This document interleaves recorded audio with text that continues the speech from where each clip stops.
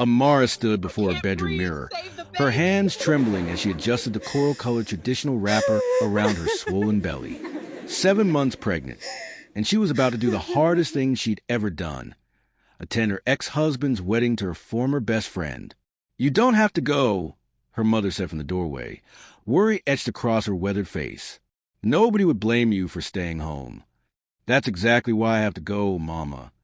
Amara smoothed down her matching blouse, the fabric straining slightly over her pregnancy. "If I hide, they win. If I stay away, everyone will say I'm bitter and broken. I need to show them I'm still standing." The invitation had arrived 3 weeks ago, hand-delivered by Chisholm herself. Amara could still see the smug smile on her former friend's face as she pressed the cream-colored envelope into her hands. "I want you there, Amara," Chisholm had said, her voice dripping with false sweetness. "No hard feelings, right? We're all adults here. Besides, Obiora and I want to start our marriage with a clear conscience." Clear conscience. The words had made Amara want to laugh or cry. There was nothing clear about how Obiora had divorced her 8 months ago, 6 weeks after she told him she was pregnant. Nothing clear about how he'd chosen to believe his mother's poisonous whispers that the baby might not be his. Nothing clear about discovering that her husband had been sleeping with her best friend for over a year. But Amara had held her head high, accepted the invitation with grace, and decided she would attend. Not for them, for herself. The wedding venue was a prestigious Oriental hotel in Lagos, the kind of place that screamed wealth and status. Obiora's family had money, old money, and they weren't shy about displaying it. As Amara's taxi pulled up to the entrance, she could see the cascade of white roses and gold ribbons adorning every surface. A red carpet led to the entrance, flanked by ice sculptures and champagne fountains. She paid the driver and stepped out carefully, one hand supporting her belly. The afternoon sun was brutal, and she could already feel sweat forming at her temples. Several guests entering the venue turned to stare at her, their whispers barely concealed. "Is that Amara? The ex-wife? What is she doing here? Pregnant and still showing her face? Shameless." Amara kept her spine straight and her eyes forward. She'd worn minimal makeup, just lipstick and a touch of powder, and her natural hair was styled in a simple, elegant bun. She looked respectable, dignified. She looked like a woman who had nothing to be ashamed of. The ceremony itself was a blur. Amara sat in the back row, watching as Obiora, tall, handsome, successful Obiora, pledged his love and devotion to Chisholm. Her former friend looked stunning in a mermaid-cut wedding gown that probably cost more than Amara's entire year's rent. When the pastor pronounced them husband and wife, the applause was thunderous. Amara clapped politely, her heart surprisingly calm. She felt nothing. No jealousy, no anger, just a quiet sadness for the life she'd once imagined and the people she'd once trusted. She planned to leave right after the ceremony, but as she stood to go, an usher approached her. "Madam, you're requested at the reception. The bride insists all guests attend." Something in the young man's tone made Amara uneasy, but she nodded. She would stay for 30 minutes. She decided. Show her face, wish them well, and leave with her dignity intact. The reception hall was even more opulent than the ceremony venue. Round tables draped in gold cloth surrounded a massive dance floor. A live band played contemporary Nigerian music, and waiters circulated with trays of small chops and champagne. Amara found a seat at a table near the back and accepted a bottle of water from a passing server. That's when she saw Mama Obiora approaching, her face twisted in barely concealed disgust. "You have some nerve showing up here," the older woman hissed, loud enough for nearby tables to hear. "Haven't you humiliated yourself enough?" "I was invited, Ma." Amara kept her voice steady. "I came to wish the couple well." "Wish them well." Mama Obiora's laugh was harsh. "You came to remind everyone of your shame. Look at you, pregnant and abandoned. Do you think anyone here pities you?" Before Mara could respond, the MC's voice boomed through the speakers. "Ladies and gentlemen, please welcome the bride and groom for their first dance." Obiora and Chisholm glided onto the dance floor to enthusiastic applause. They moved together beautifully. Chisholm's head resting on Obiora's shoulder, his arms wrapped around her waist. the picture of happiness. Amara watched for a moment, then quietly stood to leave. She'd done what she came to do. Time to go home. But as she gathered her small purse, she heard Obiora's voice through the microphone. "Before we continue, I want to address something." His eyes scanned the crowd and landed directly on Amara. "I want to address the elephant in the room." The music stopped. Every head turned. "My ex-wife is here today." Obiora's voice was cold, nothing like the warm tone he'd used during his vows. "And I think everyone deserves to know the truth about why our marriage ended." Amara's heart began to pound. This wasn't happening. This couldn't be happening. "I divorced her because she was unfaithful," Obiora announced, his voice carrying across the suddenly silent hall. "That child she's carrying? It's not mine. She tried to trap me with another man's baby." Gasps erupted around the room. Amara felt the blood drain from her face. "That's not true," she said, but her voice was too quiet, drowned out by the rising murmurs. Obiora handed the microphone back to the MC and began walking toward her, his face twisted with theatrical anger. Chisholm followed, her wedding dress rustling. "You came here to disgrace my wedding," Obiora said loudly, pointing at her. "To make yourself the victim, as always." "I came because I was invited." Amara managed, her voice shaking. "I was trying to be respectful." "Respectful?" Chisholm laughed shrilly. "You're a joke, Amara. You always were. Did you really think Obiora would choose you over me? Look at you, desperate and pathetic." The crowd had formed a loose circle around them now, phones raised, recording every moment. Amara wanted to disappear, to melt into the floor. "Please," she whispered. "I just want to leave." "Not before everyone sees what you really are," Obiora snarled. And then, before Amara could process what was happening, he reached out and grabbed the wrapper tied around her waist. With one violent yank, he ripped it away from her body. The coral fabric tore with a sickening sound, leaving Amara standing in just her blouse, her pregnant belly exposed beneath the short garment. Her underwear was visible. She was essentially half naked in front of 500 people. For a moment, there was absolute silence. Then someone laughed. Then another. Then the room erupted in laughter, jeers, and the clicking of phone cameras. "Security," Mama Obiora called out. "Remove this disgrace from my son's wedding." Amara tried to cover herself with her hands, tears streaming down her face. She tried to pick up the torn wrapper, but her hands were shaking too badly. 2 security guards approached, but before they could touch her, something inside Amara shifted. She straightened her spine, dropped her hands to her sides, and looked directly at Obiora.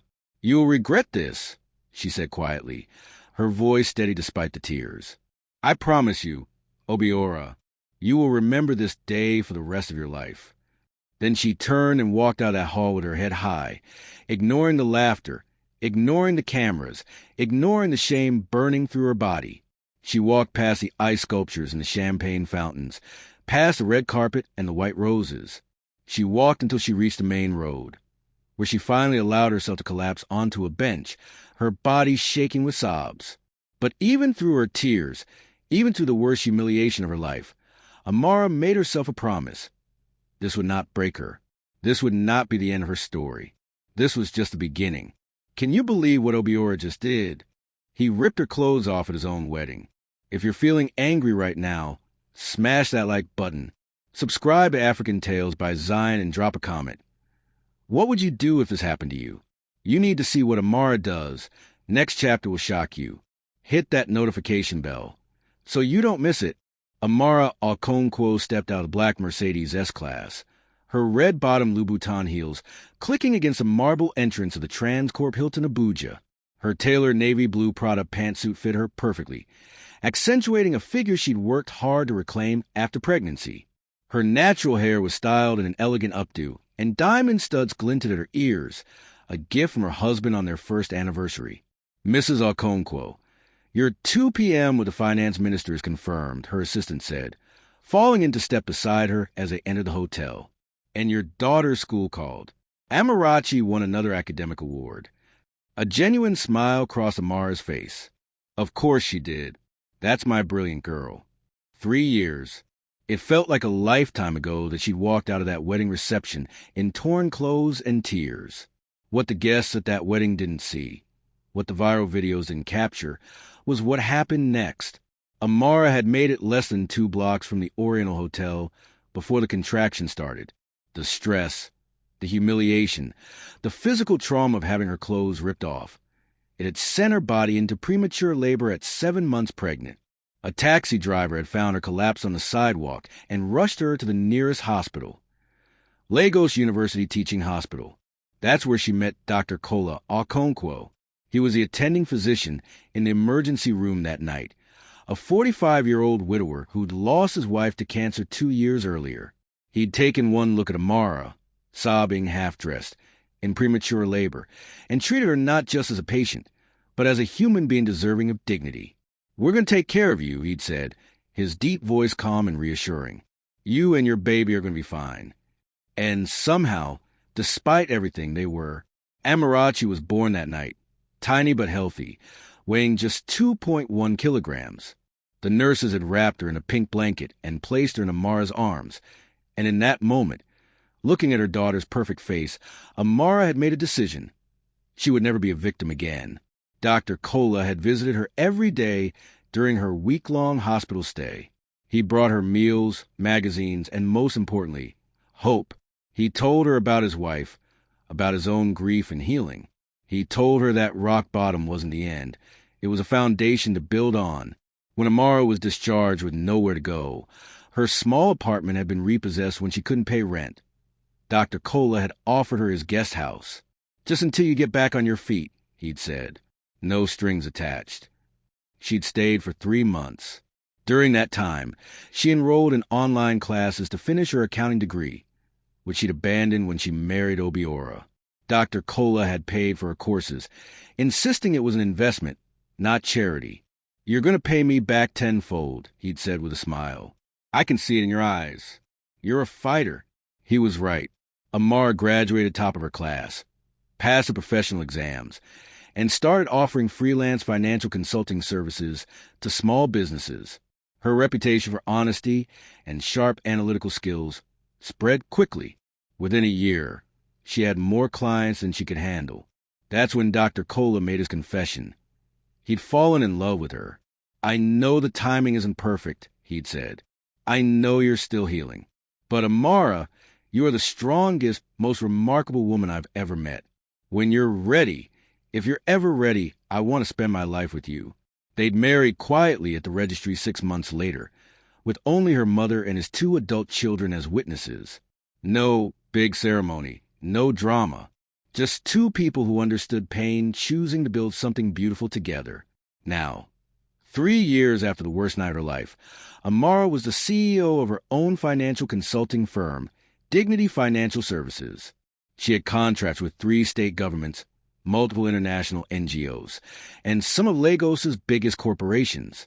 And today, she was about to walk into a meeting that would change everything. Mrs. Okonkwo, a young man in a suit, approached her in the hotel lobby. "I'm from Obi Globex Industries. We're ready for you in conference room 3. Amara nodded, her heart rate increasing slightly. Obi Globex Industries, Obiora's company. 2 weeks ago, the company's board of directors had reached out to Dignity Financial Services, requesting a comprehensive financial audit. They'd heard rumors of embezzlement and mismanagement and wanted an independent expert to investigate. When Amara had seen the company name, her first instinct was to decline, but her second instinct, the one she'd learned to trust, told her this was fate. Accept it, Dr. Kola had advised when she told him, not for revenge, for closure. Show them who you become. So here she was. The conference room was sleek and modern, with floor-to-ceiling windows overlooking Abuja's skyline. 6 board members sat around the table, and at the head sat the chairman, Chief Adeyemi, a distinguished man in his 60s. "Mrs. Okonkwo, thank you for coming," Chief Adeyemi said, standing to shake her hand. "We've heard excellent things about your work." "Thank you, Chief. I'm honored to be considered." As she took her seat and opened her laptop, the door opened again. "Apologies for my lateness," a familiar voice said. traffic from Lagos was... Obiora stopped mid-sentence, his eyes landing on Amara. For a moment, neither of them moved. Amara watched the color drain from his face, watched recognition and shock flash across his features. He looked older, she noted, tired. There were lines around his eyes that hadn't been there before, and he'd gained weight around his middle. Mr. Obiora, Chief Adeyemi said, oblivious to the tension. Please sit. This is Mrs. Amara Okonkwo from Dignity Financial Services. She'll be conducting our audit. Okonkwo. Obiora's voice was hoarse. Yes, Amara said smoothly, meeting his eyes without flinching. I remarried. Shall we begin? For the next hour, Amara presented her preliminary findings with cool professionalism. She didn't look at Obiora more than necessary, didn't acknowledge their history. She was there to do a job. But the numbers she presented painted a damning picture. Obi Globex Industries was hemorrhaging money, nearly 200 million Nigerian nairas in debt, with evidence of systematic embezzlement by the finance director, who, Amar's research had revealed, was Chisholm's cousin. These transactions here, Amara pointed to her screen, show regular transfers to offshore accounts. The pattern suggests this has been ongoing for at least 2 years. 2 years. Chief Adeyemi looked furious. Mr. Obiora, you were supposed to be overseeing this. I trusted my finance team. Obiora stammered, his eyes still on Amara. Clearly, that trust was misplaced. Another board member said sharply. The meeting concluded with the board requesting Amara's full audit report within 2 weeks. As everyone filed out, Obiora lingered. Amara, he said quietly, can we talk? Mrs. Okonkwo, she corrected, not looking up from packing her laptop. And no, we can't. This is a professional engagement. If you have questions about the audit, you can email my office. Please. His voice cracked. I need to explain. Explain what, Obiora? She finally looked at him, her voice cold. Explain how you ripped my clothes off at your wedding? Explain how you told 500 people that my daughter wasn't yours? Explain how you let your wife post videos of my humiliation online. I'm sorry, he whispered. God, Amara, I'm so sorry. Save it. She stood, slinging her designer handbag over her shoulder. Your apologies are 3 years too late. You made your choice. Now live with it. She walked toward the door, then paused. Oh, and Obiora, the daughter you denied? Amarachi just turned 3. She speaks 3 languages, reads at a first-grade level, and is the joy of my life. She has a father now, a real father who loves her. She doesn't need you. Amara... Goodbye, Obiora. As she walked out of that conference room, Amara felt something she hadn't felt in 3 years. Complete and total peace. She'd done it. She'd faced him, professionally dismantled his company, and walked away with her head high. But as she stepped into the elevator, her phone buzzed. A text from an unknown number. You think you've won? This isn't over. See, Chisholm. Amara smiled grimly. Of course it wasn't over. The real battle was just beginning. Wait, did you see that transformation? From broken and humiliated to CEO boss lady. If you're proud of Amara right now, like this video and subscribe to African Tales by Zion. Comment below. Do you think Obiora deserves a second chance, or should Amara destroy him? Next chapter is where things get really intense. Share this video with someone who needs to see that comebacks are real. Turn on notifications. The text message from Chisholm haunted Amara for the next 3 days. She didn't respond. That would give Chisholm the attention she craved. Instead, Amara threw herself into the Obi Globex audit with laser focus.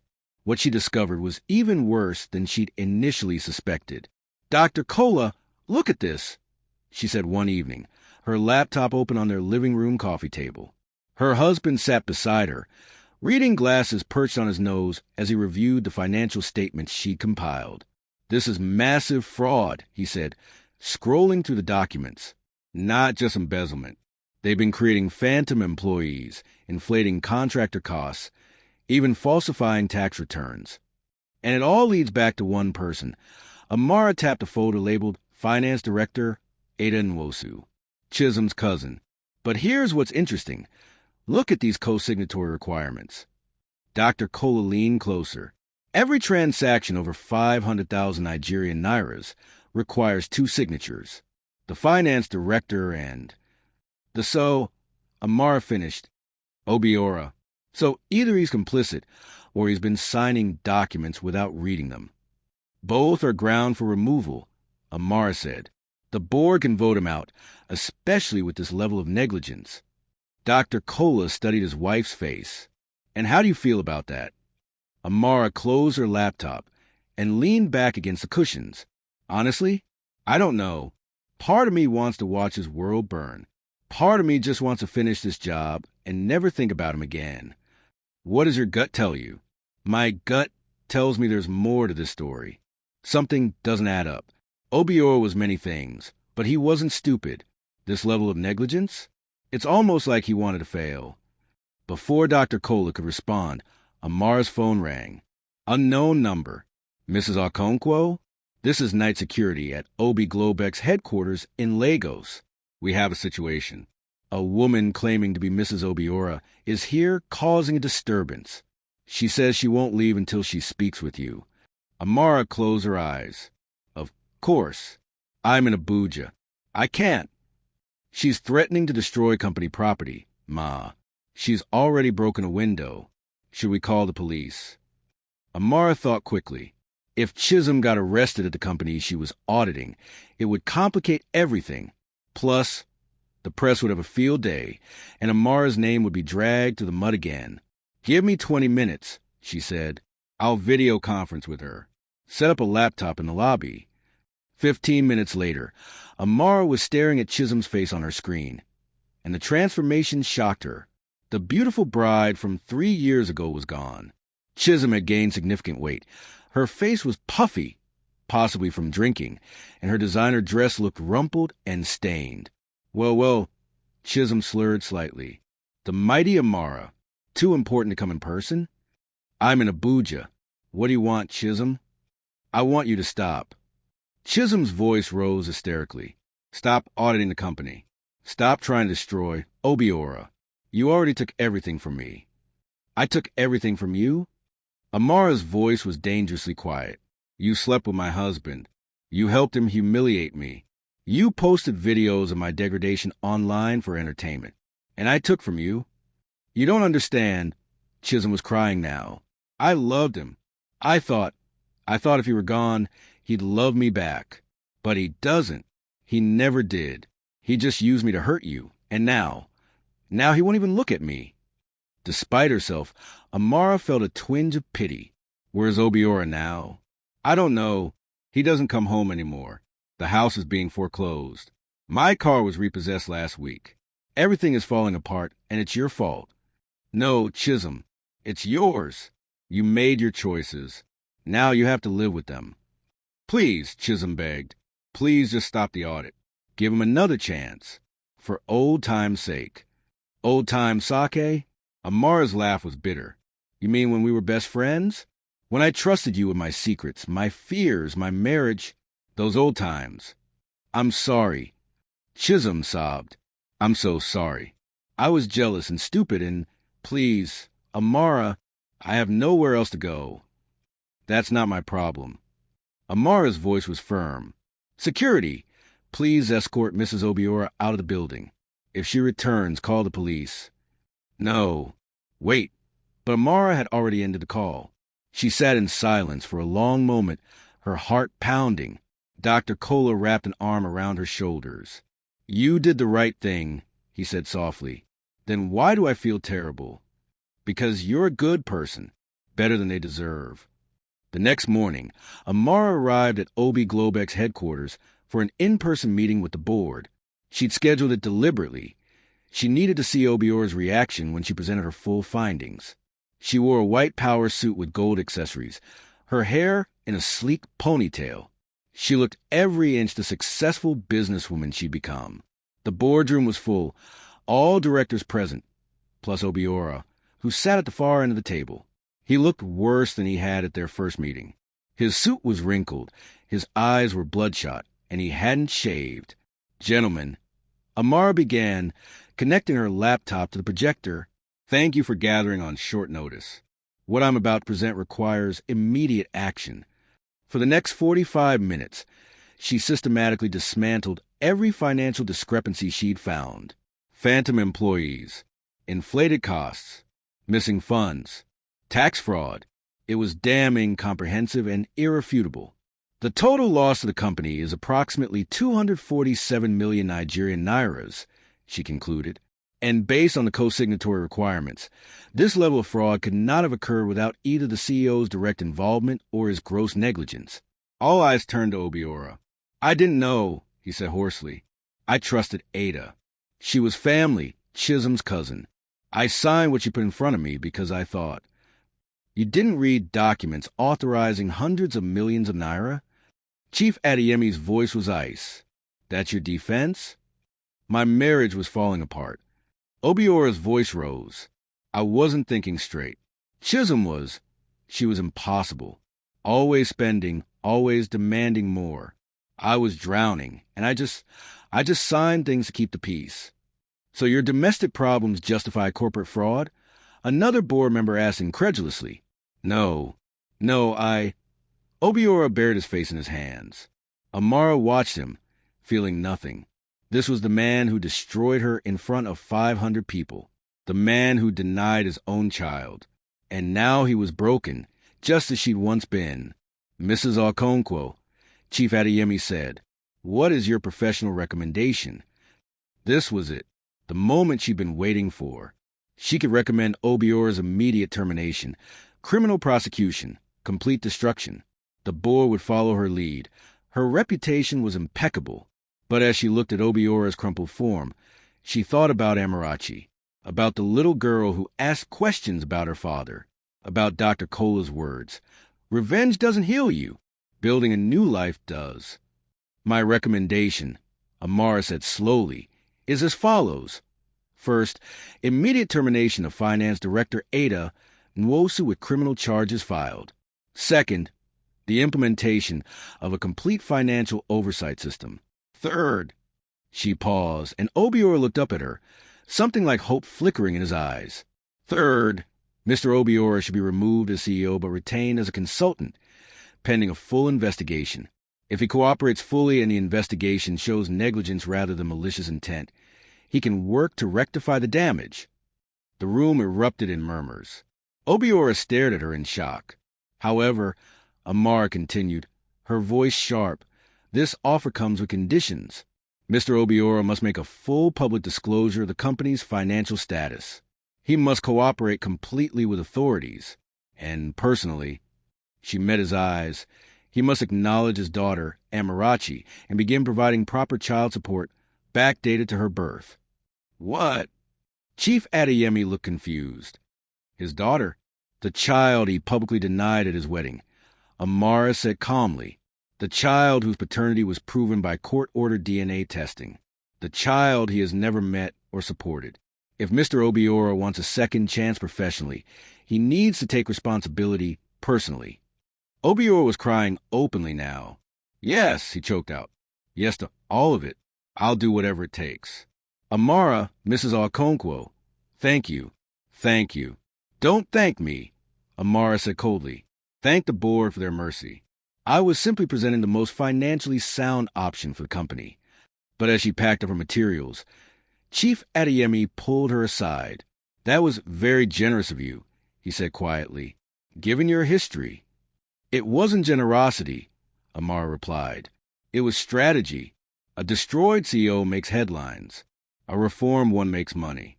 And I have a reputation to maintain. But they both knew that wasn't entirely true. As Amara left the building, her phone buzzed. Another unknown number, but this time a photo attachment. It was a picture of her daughter, Amarachi, taken outside her school. The message below made Amara's blood run cold. Beautiful child. Would be a shame if something happened to her. Stop helping Obiora, or else. Amara's hands began to shake. She immediately called her security detail. Yes, successful people had security, and then Dr. Cola. But before she could dial, Another message came through. Just kidding. But seriously, stay away from my husband. See, Chisholm. It was Chisholm. Amara's fear turned to fury. Threatening her daughter? That crossed every line. She made 3 phone calls in rapid succession. One to her lawyer, one to her security team, and one to a private investigator. Chisholm wanted war? Fine. But she just made the biggest mistake of her life. Oh no, did Chisholm really just threaten Amarachi? That's too far.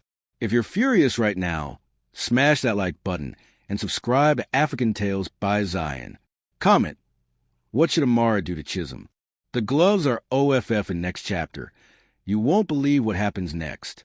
Share this with everyone who believes you don't mess with a mother's child. Hit the notification bell. Barrister Chinua Okoro was one of the most feared lawyers in Lagos, known for her ruthless efficiency and her ability to destroy opponents in court. She was also Amara's childhood friend and legal counsel. A restraining order is easy, Chinua said, reviewing the threatening messages on her iPad. But I think we should go further. This is harassment, potentially stalking, an implied threat to a minor is criminal.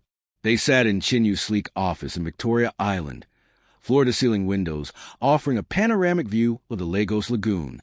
Amara had called an emergency meeting immediately after receiving Chisholm's messages. I want her scared, Amara said quietly. I want her to understand that threatening my child has consequences. Consider it done. I'll file the restraining order today and copy the police commissioner. I went to university with his wife. But Amara... Chinua leaned forward. I need to know. Are you sure Obiora isn't involved in this? Amara had wondered the same thing, but her instinct said no. Obiora is many things, but he's not violent. He's weak, not evil. This is all Chisholm. Then let me dig into her background. If she's desperate enough to make threats, she's desperate enough to be vulnerable. The private investigator Amara hired delivered his report 3 days later.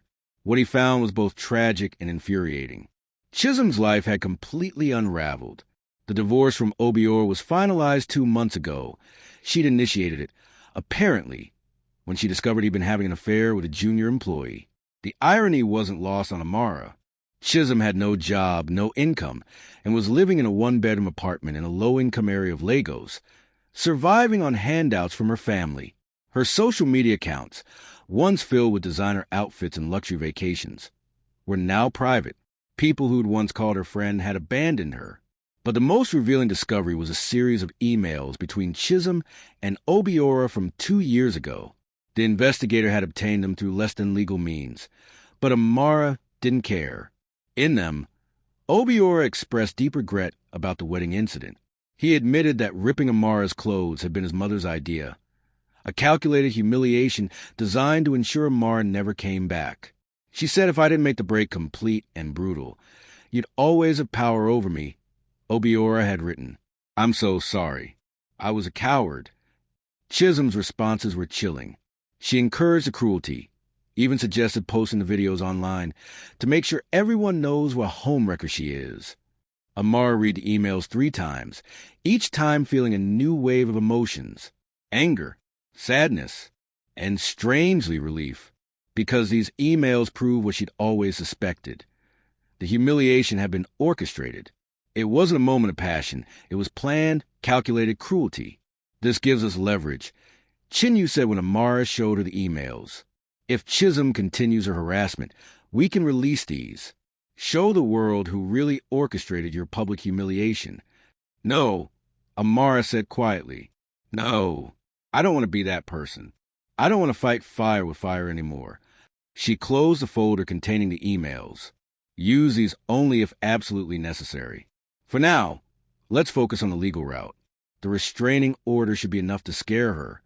But Amara underestimated Chisholm's desperation. 2 weeks later, on a Saturday afternoon, Amara received a call from her daughter's school. Amarachi attended an exclusive preschool in Lekki, one with top-tier security. So when the principal called to say a woman had tried to pick up Amarachi, claiming to be her aunt, Amara's heart stopped. We didn't release her, of course, the principal assured her. Our records show Amarachi only as 2 authorized pickup persons, you and Dr. Okonkwo. But Mrs. Okonkwo, the woman became quite agitated. She's now in the parking lot, refusing to leave. Amara was there in 15 minutes, her security detail following close behind. She found Chisholm sitting on the hood of a beat-up Honda Civic, mascara running down her face. "I just wanted to see her," Chisholm said when she saw Amara approach. "Just once. The daughter you have with him. I wanted to see what I couldn't give him." "You're violating a restraining order," Amara said coldly. "I could have you arrested right now." "Then do it," Chisholm screamed. "Have me arrested? What'd I have to lose? My husband left me. My family disowned me. I have nothing. You took everything."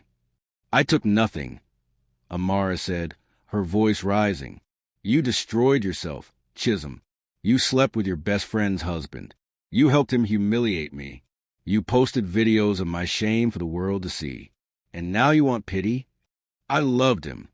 Chisholm sobbed. "I loved him so much, and he never loved me back. It was always you. Even after the divorce, even after the wedding. It was always you in his head. That's not my problem." "Please." Chisholm slid off the car hood, actually falling to her knees. "Please, Amara, I'm begging you. I'm sorry. I'm so sorry.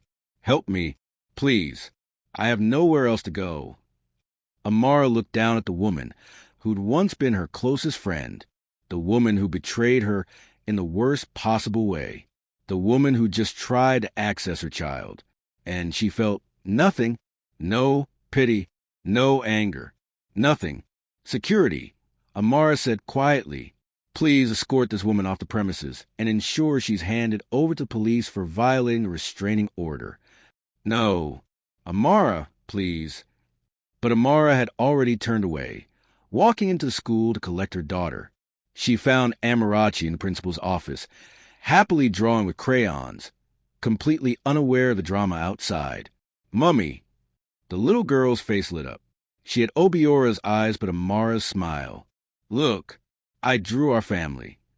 The picture showed 3 stick figures, a tall man labeled Daddy, a woman labeled Mummy, and a small figure labeled me.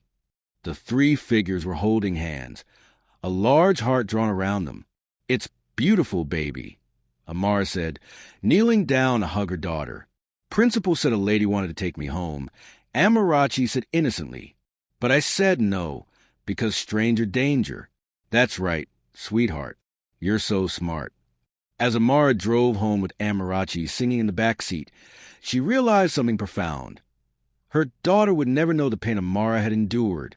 Amarachi would grow up loved, secure, and protected. She would never stand in a room full of strangers while someone ripped her clothes. She would never know public humiliation. And that, Amara realized, was the real victory. That evening, after Amarachi was asleep, Amara sat with Dr. Cole on their balcony, overlooking the Lagos skyline. "Chisholm was arrested," she told him. "Bail is set high enough that she can't afford it. She'll probably spend the weekend in jail." "How do you feel about that?" "I don't know. Should I feel guilty? Do you?" Amara thought about it. "No. I feel free.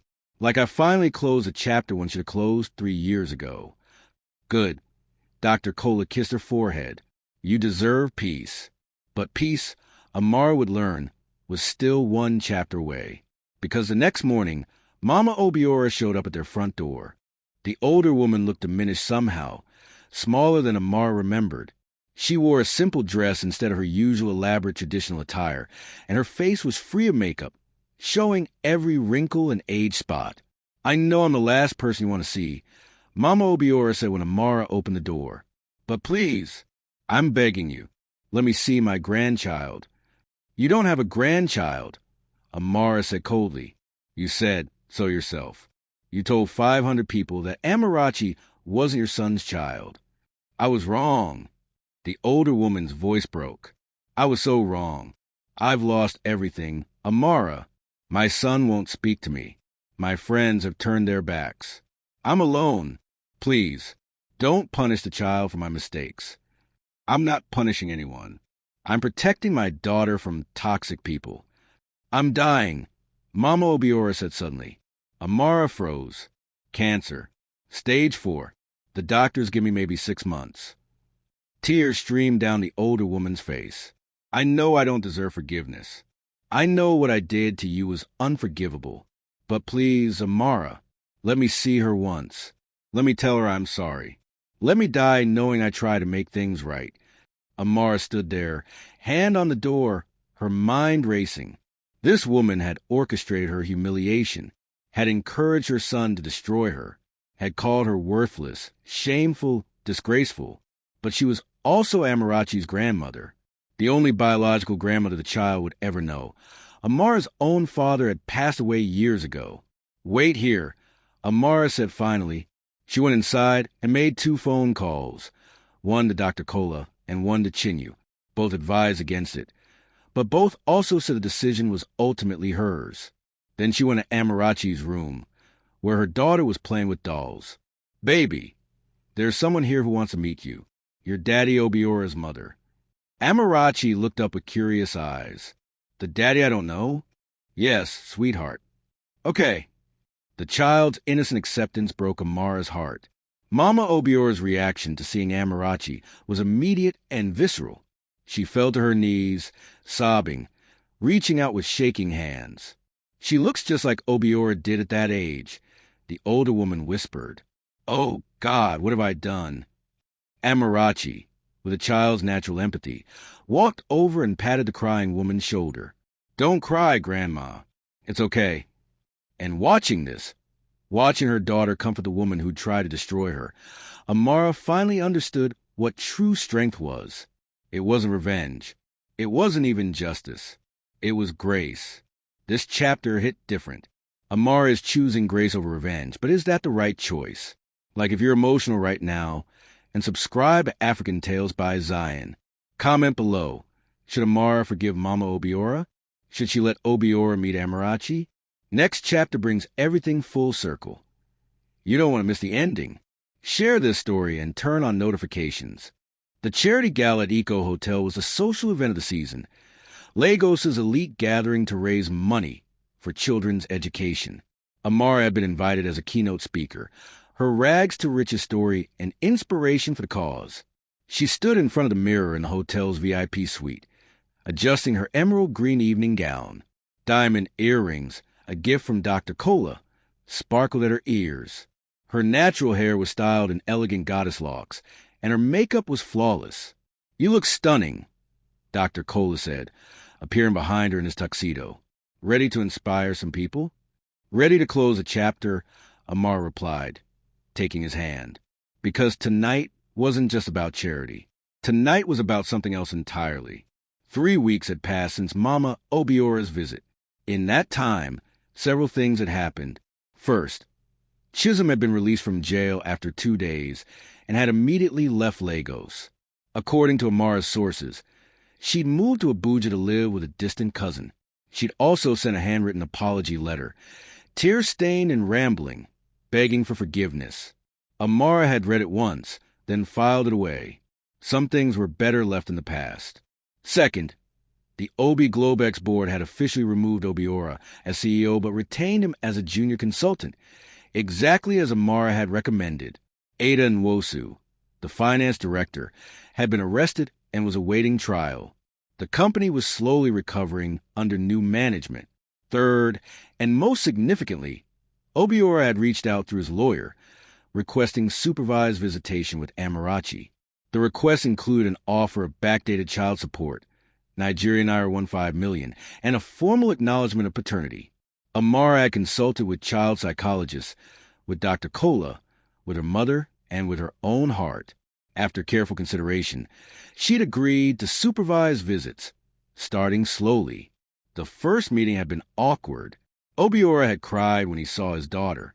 Amarachi, with a child's innocent confusion, had asked, "Why is the sad man crying, Mummy?" But by the third visit, they were reading books together. By the fifth, Amarachi was calling him Daddy Obi to distinguish him from Daddy Kola. It wasn't perfect, but it was progress. Tonight, though, was about something different. Tonight was about Amara's final act of closure. The ballroom was magnificent. Crystal chandeliers, gold-draped tables, and 500 of Lagos's most influential people. Amara recognized many faces from 3 years ago. Some had been at the wedding. Some had laughed at her humiliation. They didn't recognize her at first. Why would they? The broken, pregnant woman in torn clothes bore no resemblance to the polished CEO now taking the stage. "Good evening." Amara's voice rang out across the ballroom. "My name is Amara Okonkwo, CEO of Dignity Financial Services. I'm honored to be here tonight to talk about resilience, redemption, and the power of rising from rock bottom." She told her story, not all of it, but enough. She talked about being divorced while pregnant, about going into premature labor, about rebuilding her life from nothing. She didn't mention names. She didn't have to, because halfway through her speech, she saw recognition dawning on faces in the crowd. Whispers rippled through the room. Phones came out, not to mock this time, but to record a success story. 3 years ago, Amara said, her voice steady, I attended a wedding where I experienced the worst humiliation of my life. I won't recount the details. Some of you were there. Some of you recorded it. Some of you laughed. The room was silent now, tension thick. I stood in that moment, torn and broken, and I made a choice. I could let that moment define me, or I could let it refine me. I chose refinement. She talked about Dr. Kola, about Amarachi, about building Dignity Financial Services. She talked about the importance of financial literacy for women, the power of education, and the necessity of self-worth. The person who humiliated me thought they were writing my ending, Amara concluded, but they were actually writing my beginning. And anyone in this room who has ever been humiliated, betrayed, or broken, your story isn't over. Your best chapters are still ahead. The applause was thunderous. People stood, a standing ovation that went on for nearly 2 minutes. As Amara stepped off the stage, she saw him, Obiora, standing at the back of the ballroom in a simple suit, tears streaming down his face. He began walking toward the stage, and the crowd parted for him. Amara's security detail moved to intercept, but she held up a hand. Let him through? Obiora reached the stage stairs and stopped. Then, in front of 500 people, many of them the same 500 who'd watched him humiliate her, he fell to his knees. Amara, his voice broke. "Mrs. Okonkwo, I need to say something publicly, the way I humiliated you publicly." The ballroom fell silent. Phones were recording now, but this time the narrative was different. 3 years ago at my wedding, I committed the cruelest act of my life, Obiora said, his voice carrying across the room. I ripped the clothes off my pregnant ex-wife in front of hundreds of people. I denied my daughter. I let my pride and my weakness turn me into a monster. He was crying openly now, his shoulders shaking. I blamed her for my own failings. I let my mother poison my mind.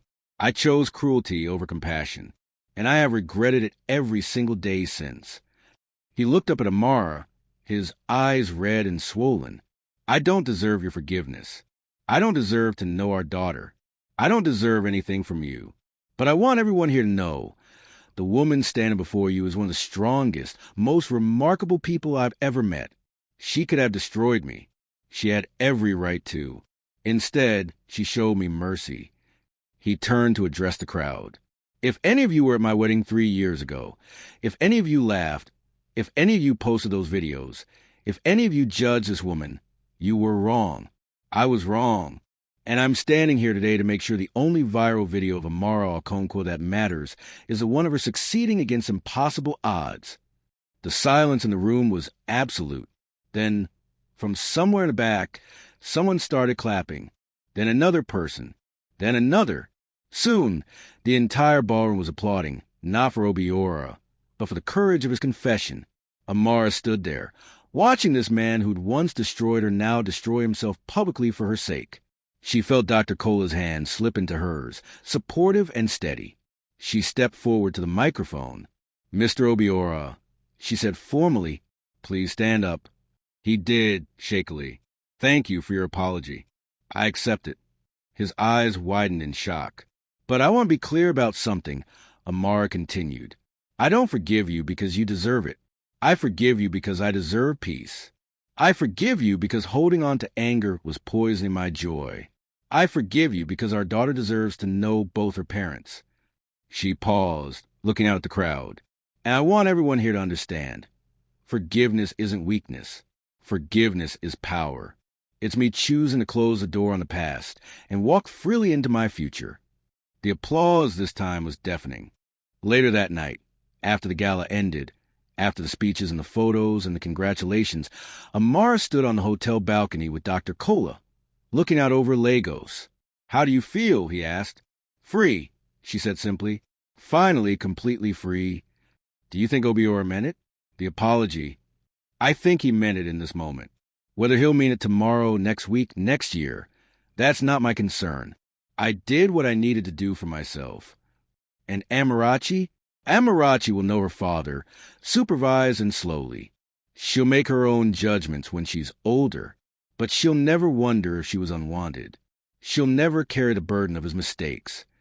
Dr. Cola pulled her close. "You know what I love most about you?" "What?" "Your capacity for grace. After everything, you chose grace."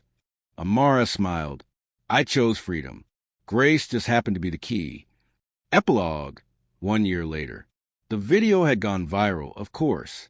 CEO publicly forgives ex-husband who humiliated her had millions of views across multiple platforms. But unlike the humiliation video from 3 years ago, this one told a different story. It told a story of dignity, of strength, of transformation. Amara's business had exploded after the gala. She now had contracts in 3 African countries and was being courted by international firms. Dr. Cola had been promoted to chief of surgery. Amarachi had started primary school and was reading at a 3rd grade level. And Obiora? He'd slowly, painfully rebuilt his relationship with his daughter. He saw her twice a month, always supervised, always respectful of Amara's boundaries. He'd started therapy and was attending a support group for men addressing toxic masculinity. He would never be Amarachi's primary father. That role belonged to Dr. Cola. But he was present. He was trying. And that was enough. Chisholm had sent another letter 6 months after the gala. This one was different. Sober, thoughtful, taking full accountability. She'd started therapy too and was working as a receptionist in Abuja, rebuilding her life one day at a time. She didn't ask for forgiveness. She just wanted Amara to know she was trying to become a better person. Amara had written back, a short note wishing her well. No friendship, no relationship, but no hatred either. Just peace. Mama Obiora had passed away 4 months after the gala. In her final weeks, she'd gotten to know Amarachi, and the little girl had brought her grandmother joy. At the funeral, she'd left Amara a letter. "You showed me what strength really looks like. Thank you for letting me leave this world having known my granddaughter. You are a better woman than I ever was. Mama." And now, sitting in her office on a sunny Lagos afternoon, Amara looked at the photo on her desk. It showed her, Dr. Cola, and Amarachi at the beach, all 3 of them laughing, the sun setting behind them. Her phone buzzed. A message from an unknown number. Her heart skipped. Old habits. But when she opened it, it was a photo. A young woman, maybe 22 or 23, standing in graduation robes. The message read, "Mrs. Okonkwo, you don't know me, but I was at that wedding 3 years ago. I was one of the people who recorded your humiliation. I was also one of the people at the gala last year who recorded your speech. Your story changed my life. I just graduated with honors in business administration. I want to be like you when I grow up. Thank you for showing us what real strength looks like. Blessing." Amara read the message 3 times, tears streaming down her face. This was why she'd chosen grace over revenge. Because revenge would have destroyed one man. But grace had the power to inspire thousands. She typed back, "Congratulations, Blessing. The world needs more strong women. Keep rising." Then she put down her phone, looked out over the Lagos skyline, and smiled. Her story had started with humiliation, but it had ended with triumph. And that, she thought, was the best revenge of all. The end. Wow, what a powerful ending. Amara chose grace, and look how it changed everything. If this story moved you, smash that like button and subscribe to African Tales by Zion for more inspiring stories. Comment below, what's the most important lesson you learned from Amar's journey?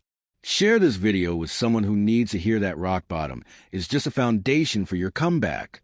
Follow us for more amazing African tales of strength, redemption, and triumph. This is African Tales by Zion, reminding you that your story isn't over. Your best chapters are still ahead. God bless you all.